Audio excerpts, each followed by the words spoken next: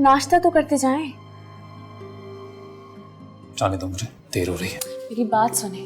ऐसी कौन सी नई बात कह दी मैंने जो आपको बुरी लग गई? मेरे कहा ना, जाने दो। शामिर, अच्छा आप खुद मुझे एक बात बताएं। इधर देखिए, क्या आपको औलाद नहीं चाहिए? क्या आपको बच्चा नहीं चाहिए? शामिर, मैं जानती हूँ आपको चाहिए। प्लीज मेरा साथ दे।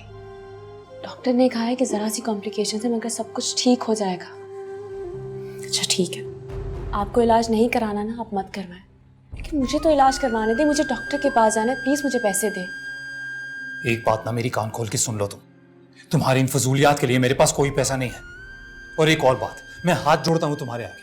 मुझे तुमसे ना तो औलाद चाहिए, ना ही मुझे कुछ भी और चाहिए। मुझे बस प्लीज थोड़ा सा सुकून चाहिए। वो मिल सकता है कि नहीं बता दो। और तुम कहती हो ना, तो मैं तो घर पे भी नहीं आऊंगा। बोलो आऊं कि ना आऊं? और हाँ, एक और बात, दोबारा कभी मुझसे ये इलाज विलाज की बात नहीं करना, कभी नहीं।